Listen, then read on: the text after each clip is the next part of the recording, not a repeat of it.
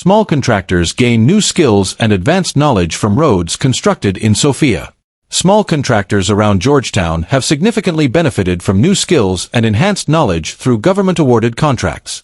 Over $1 billion in road contracts were distributed to various contractors in Sophia, Greater Georgetown, aiming to improve the community's aesthetics and enhance residents' livelihoods. These contracts, awarded in April 2024 by Vice President Dr. Barrett Jagdeo during a community meeting, have empowered local contractors with valuable experience.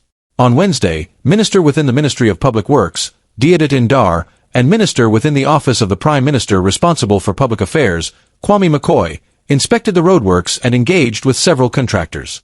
Marcia Nerskato, a resident of C. Field Sophia for over 20 years, expressed her excitement about the new opportunities and experiences. For me, it was an invaluable learning experience. It's wonderful to see new roads after so many years. I've gained both knowledge and financial benefits. Additionally, I was able to employ young men from our community, shared the first-time contractor. Curtez Kelman, a 26-year-old contractor, also highlighted the learning curve he faced. I am grateful to Minister Indar and the Ministry of Public Works for this opportunity. Although it was challenging, I managed to overcome various obstacles, including acquiring essential materials like BRC, British reinforcement concrete, and crusher run, Kelman told DPI. Delroy Williams of D. Field Sophia praised the government for recognizing the potential of small contractors and supporting community development. Receiving a contract and employing local youths was a commendable initiative. It demonstrates progress within our community and the government's commitment, Williams stated. Minister Indar, after inspecting over a dozen roads, commended the contractors for their high-quality work. Approximately 99% of the roads were built to a good standard. Only minor adjustments, like improving the PSI, pounds per square inch, and finalizing the road shoulders, are needed, the minister explained. He further mentioned that around 50 more roads are scheduled for construction in B. Field Sophia, pending an announcement from the Vice President.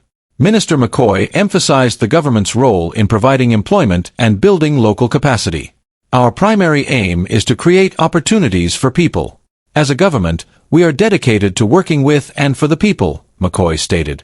President Ali announces improved security and infrastructure for Bourda market vendors. In response to ongoing neglect by the opposition-controlled Georgetown Mayor and City Council, MNCC, the government will initiate swift interventions to provide relief and support to vendors at Bourda Market. This announcement was made by President Dr. Mohammed Irfan Ali during an impromptu walkabout on Wednesday morning, where he engaged directly with vendors to hear their concerns. Security concerns and immediate actions. Vendors at Bourda Market expressed frustration over the lack of security, citing frequent instances of robberies and other criminal activities, particularly by motorcycle bandits during early morning hours. Their complaints to the City Council have been ignored, leaving them vulnerable and distressed. President Ali assured vendors that immediate action would be taken. The Guyana Police Force, GPF, will be deployed to engage with the sellers and establish a containerized police outpost to monitor the market area. Additionally, the implementation of surveillance cameras connected to a monitoring screen will be considered to enhance security measures. Infrastructure improvements. Recognizing the need for better infrastructure, the Ministry of Local Government and Regional Development will explore ways to improve the conditions of the iconic market square. The government is considering constructing a market tarmac and a large shed to house vendors, replacing the small, poorly maintained stands currently in use. Let us do consultations, maybe to see how we did Parika Market, and put down one big shed, instead of all these small stands placed in a horrible condition, stated President Ali. Waste management solutions. The President also addressed the issue of garbage disposal around the market, criticizing the MNCC for failing to perform their duties and provide relief to the vendors. The government will intervene to ensure proper waste management, improving the overall cleanliness and environment of the market area. Accompanying officials. President Ali was accompanied on the walkabout by Minister within the Ministry of Local Government and Regional Development, Anand Prasad, and councillors from the City Council. This visit highlighted the government's ongoing efforts to step in and provide relief to Georgetown residents and market vendors due to the persistent negligence of the City Council. Through these measures, the government aims to create a safer, cleaner, and more supportive environment for the vendors at Bourda Market, ensuring they can conduct their business with dignity and security. Minister Sukhai urges Maruka leaders to leverage government opportunities for village development. Amerindian leaders in the Moruca Sub-District, Region 1, have been encouraged to take full advantage of the numerous opportunities provided by the government to accelerate the development of their villages. Minister of Amerindian Affairs, Honorable Pauline Sukhai, delivered this message during the Regional Tashayos/CDC Chairpersons meeting held in Santa Rosa on Monday. Minister of Amerindian Affairs, Pauline Sukhai, delivering remarks at the conference. The annual regional conference, hosted by the Regional Democratic Council, RDC, serves as a platform for addressing the needs and concerns of Amerindian communities. The government continues to invest millions of dollars in health, education, and infrastructure while fostering economic prospects for Amerindian villages. Each year, $1.6 billion in presidential grants, PGs, is allocated to various Amerindian villages in Region 1 to fund projects in tourism, social, and infrastructural sectors aimed at improving livelihoods. In the Moruca sub-district alone, villages receive a collective $225 million to support economic expansion. Permanent Secretary of the Ministry, Ryan Tulsiram, accompanied the minister. Minister Sukhai emphasized the importance of utilizing these opportunities to advance development for the people. We should be focusing on using these opportunities to advance development for our people, she underscored.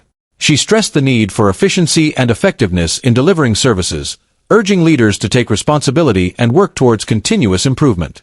Regional Chairman, Brentnall Ashley, attended the conference. You have a role to play for your people. You cannot shortchange them. You cannot try to place blame on some other institution for your shortcomings. We have shortcomings at the ministry and at the village council, and we have to work to increase the level of efficiency, Minister Sukai stated. She also highlighted the theme of the meeting, good governance, leadership, accountability and transparency, pathways to prosperity, and stressed the importance of adhering to these principles. The leaders were advised to follow the FPIC, free, prior, and informed consent principles, emphasizing consultation and engagement with the communities that elected them. Tashayos of the Maruka sub-district convened for the Regional Tashayos Conference, RTC, hosted by the Regional Democratic Council, RDC. We expect that the Village Council should pursue consultation, engagement, discussion, and conversation with the people who elected them, Minister Sukai reaffirmed, highlighting the government's commitment to FPIC. The conference also provides Amerindian leaders with an opportunity to raise their concerns at the regional level before the National Tashayos Conference, NTC, convenes later this month. The event was also attended by Permanent Secretary, PS, Ryan Tulsiram and Regional Chairman Brentnall Ashley. GPL certifies 15 new fiber optic technicians, enhancing internal capacity. 15 employees of the Guyana Power and Light, GPL Inc., are now certified fiber optic technicians, significantly boosting the company's internal capabilities and reducing reliance on external contractors. The newly certified technicians include 8 graduates from the System Control and Operation Department, 2 from the Information Technology Department, 1 from the Human Resources Department, and 4 from the Transmissions and Distribution Department. The certification program, which began on March 19th, represented an investment of $3.9 million and was executed through a strategic partnership between the Ministry of Labor Board of Industrial Training, BIT, and GPL. Minister of Labor, Joseph Hamilton, addressing the graduates at the Fiber Optic Installer and Technician Training Program graduation ceremony. During the graduation ceremony at the Sophia Training Center, top performer Navan Dianarayan pledged to apply his new knowledge with confidence and provide necessary guidance to his colleagues. This will benefit GPL greatly. We are building a smart grid, and communication is a key ingredient. Fiber optic communication is one of the most secure means of communication, Dianarayan, GPL System Control and Operations Manager, emphasized. Deputy Chief Executive Officer for Support Services at GPL, Renford Homer, presented a certificate to recipient Gerardo Luis Pupo Bacalao. System Control and Operations Manager at GPL, Navan Dianarayan, speaking at the graduation ceremony. One of the recipients receiving his certificate from Minister of Labor, Joseph Hamilton. Human Resource Development Manager at GPL, Anthony Johnson, presenting a certificate to Senior Automation Engineer at GPL, Sunil Garaya. From Left Co-Owner and Manager of Rehoboth Workforce Development Center, Sharissa Phillips, Minister of Labor, Joseph Hamilton, Deputy Chief Executive Officer for Support Services at GPL, Renford Homer, Human Resource Development Manager at GPL, Anthony Johnson, and graduates of the Fiber Optic Installer and Technician Training Program. Dianarayan urged his fellow graduates to give back to the company and demonstrate the value of their training. GPL's Senior Automation Engineer, Sunil Garaya, described the certification as a significant achievement, highlighting that the company is now better prepared to manage and oversee fiber optic projects internally. Minister of Labour, Joseph Hamilton, emphasized the government's commitment to upskilling the country's workforce to meet the demands of rapid economic growth. This is significant. You fit into a strategic vision. Every year, the Board of Industrial Training looks for new sectors and professions. I am glad that you are attaching yourself to a profession for the future, Minister Hamilton stated. Minister Hamilton also underscored the graduates' responsibility to advance GPL's capabilities with their new skills. Over the past 4 years, BIT has trained nearly 12,000 individuals in various technical areas. Anthony Johnson, GPL's Human Resource Development Manager, highlighted that the company's capability has been strengthened, leading to potential savings in fiber optic cable repairs and maintenance. It will reduce downtime and response time to repairs, as a core team of 15 staff members from various departments will now be able to quickly address any issues, Johnson noted. Tenders to be released soon for Hope-like Canals in Regions 3, 5, and 6. In line with the government's ambitious infrastructure plan for the agriculture sector, tenders will soon be issued for the construction of Hope-like Canals in Regions 3 and 5. These canals, modeled after the one built at Hope along the east coast of Demerara, aim to mitigate flooding and enhance farming opportunities by providing better water management solutions. Minister of Agriculture, Honorable Zulfikar Mustafa, made this announcement on Tuesday during the closing ceremony of the Drone Technology Program at Grand Coastal in Inc., Le Res Souvenir, East Coast, Demerara. He emphasized the government's commitment to major developmental programs that support the agriculture sector.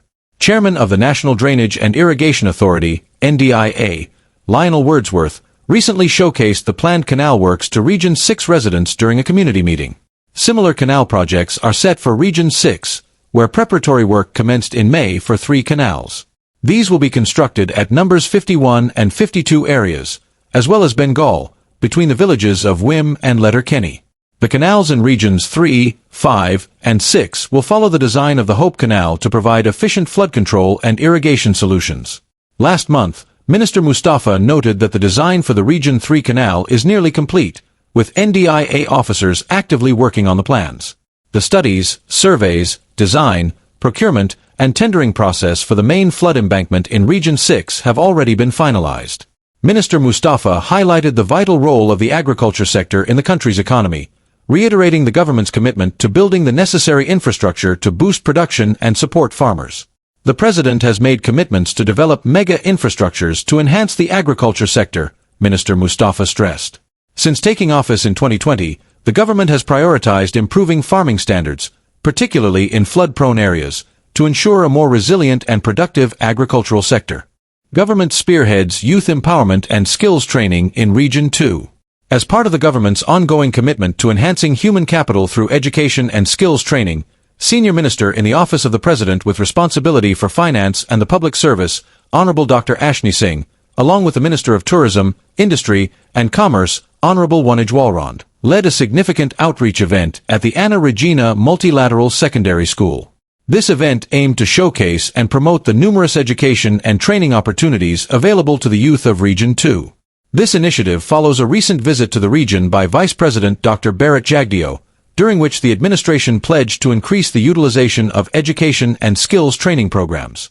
At the event, youths were introduced to a wide array of training programs and scholarships, and many signed up for opportunities offered by the Guyana Online Academy of Learning, GOAL, the Board of Industrial Training, BIT, and the Ministries of Health, Public Service, Agriculture and Tourism, Industry, and Commerce. Dr. Singh highlighted the country's rapid economic growth, emphasizing that this growth translates into vast opportunities across all sectors for all Guyanese. He noted the pressing need for more professionals and technicians, including doctors, nurses, engineers, welders, construction workers, and heavy-duty equipment operators. He referenced the unprecedented entrepreneurial and employment opportunities outlined in Budget 2024, encouraging the youth to take full advantage of the academic scholarships and skills training programs available through the Public Service Ministry, GOAL, and BIT. President Dr. Mohammad Irfan Ali has consistently emphasized the need for boldness in exploring new economic activities and improving existing ones, a sentiment echoed by Dr. Singh. Additionally, Dr. Singh engaged with a broad cross-section of the private sector, addressing their concerns and encouraging them to invest and expand their operations in Region 2 and beyond. Minister Walrond further elaborated on the government's plans to position Region 2 as a major tourism hub and engaged with several stakeholders in the sector. In line with the government's commitment to strengthening the country's procurement process and ensuring good governance, accountability, and transparency, officials from the National Procurement and Tender Administration Board, NPTAB, conducted a training exercise for regional procurement entities.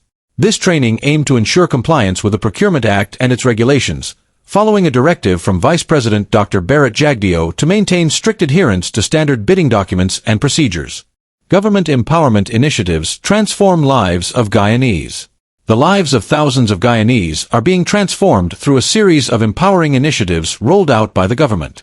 These programs, spearheaded by the Ministry of Human Services and Social Security, focus on education, skills development, social inclusion, capacity building, innovation, and technology to promote financial freedom among various groups. Support for senior citizens. The government has significantly increased pensions from $20,500 to $36,000, a 75% increase, injecting $2.7 billion into the hands of 76,000 senior citizens. Additionally, the National Insurance Scheme, NIS, pension has been raised from $35,000 to $43,075, benefiting over 27,000 individuals with a $2.6 billion transfer in disposable income. The NIS survivor benefit now stands at $21,537, up from $17,500, providing $800 million in additional disposable income for 12,000 recipients. The invalidity pension has also increased from $35,000 to $43,045, adding $24 million in disposable income for over 200 individuals. Recognizing the needs of older citizens who have not met the minimal requirement of 750 NIS contributions, the government has introduced a one-off cash settlement for individuals over 60. Minister of Human Services and Social Security, Dr. Vindhya Prasad, engaging with senior citizens during a community outreach in Durban Backlands. Aid for vulnerable citizens. Public assistance for vulnerable Guyanese has increased from $16,000 to $19,000, adding $1.2 billion into the hands of over 35,000 vulnerable individuals nationwide. Beyond financial assistance, the ministry has established the Learning Lab, a state-of-the-art training facility for persons living with disabilities. Over 370 individuals have undergone various skills training courses, gaining the tools and knowledge needed to reintegrate into society and secure employment. The ministry has further integrated business training into the program, empowering individuals to operate and maintain their businesses. Graduates of the training are eligible for assistance through the Small Business Bureau's Business Revolving Fund, accessing up to $500,000 in capital for their ventures. Support for women and children. The Women Innovation and Investment Network, WIIN program has upskilled over 5,500 women nationwide, offering free courses in child and elderly care, ICT, and graphic design. Each graduate receives $50,000 and business training to kickstart their ventures, fostering economic empowerment and self-sufficiency. I want women to see themselves as winners in our world through this first step. WIIN, you will climb and attain greater heights, stated Minister Prasad. The ministry's Back to Basics Toddlers Reading Program has significantly impacted early childhood development for over 400 children under 3 years old by distributing over 200 books nationwide. Addressing societal issues. Efforts to combat gender-based violence have been bolstered by the recent passage of the Family Violence Bill, which expands the 1996 Domestic Violence Act to offer greater protection to victims. In collaboration with the Ministry of Home Affairs, the Human Services Ministry trained over 2,000 police officers through the Cop Squad initiative to handle violence cases more effectively. The Hope and Justice Center continues to provide free legal and support services to victims of violence and those in difficult circumstances. Through these comprehensive initiatives, the government is not only transforming lives but also building a more resilient and inclusive society, ensuring every citizen has the opportunity to thrive.